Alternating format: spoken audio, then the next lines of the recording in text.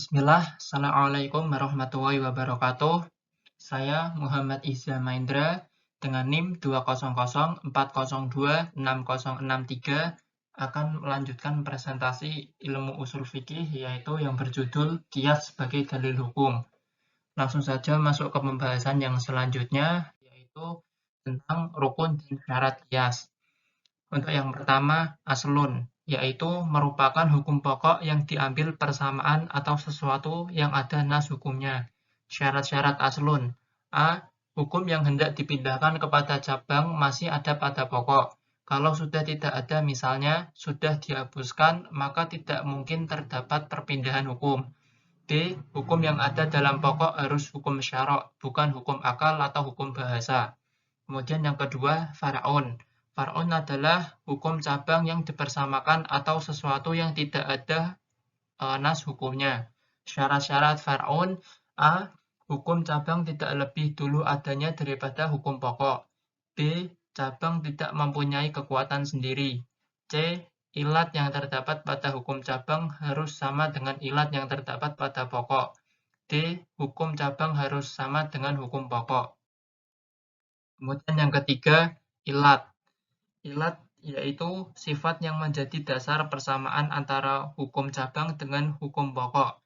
Syarat-syarat ilat. A. Ilat harus berupa sesuatu yang terang dan tertentu. B. Ilat tidak berlawanan dengan nas. Apabila berlawanan dengan nas, naslah yang harus didahulukan. Kemudian yang keempat, hukum. Hukum yaitu merupakan hasil dari qiyas tersebut. Kemudian yang selanjutnya yaitu macam-macam qiyas. Untuk yang pertama, qiyas aqwa. Qiyas aqwa adalah analogi yang ilat hukum cabangnya lebih kuat daripada ilat pada hukum dasarnya. Artinya, suatu yang telah dijelaskan dalam nas Al-Quran atau hadis tentang keharaman melakukan dalam jumlah sedikit, maka keharaman melakukannya dalam jumlah banyak adalah lebih utama. Sedikit ketaatan yang dipuji apabila dilakukan, maka melakukan ketaatan yang banyak lebih patut dipuji.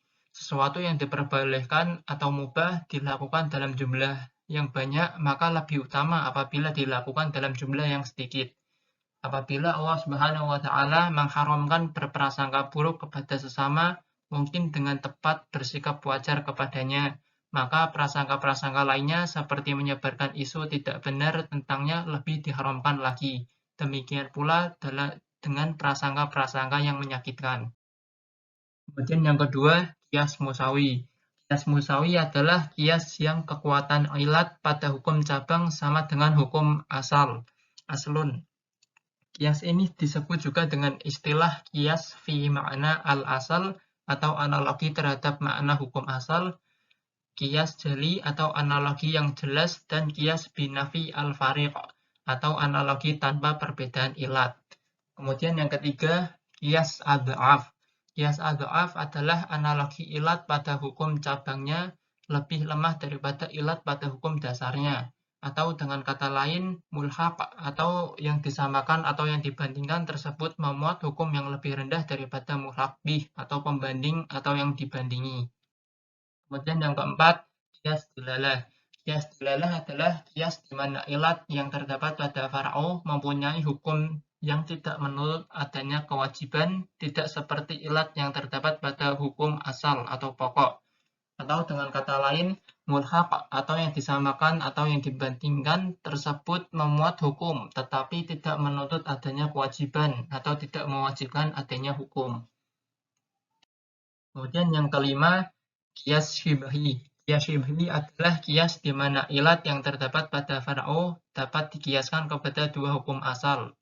Atau dengan kata lain, mulhaq tersebut dapat dikiaskan kepada dua mulhaq bih. Jika kasus ini terjadi, maka ilat yang terdapat pada far'u dikiaskan kepada hukum asal atau mulhaq bih yang mengandung lebih banyak persamaan. Cukup sekian presentasi dari saya. Untuk yang materi selanjutnya akan disampaikan kepada Mbak Sofia Mutiara. Kepadanya saya persilahkan.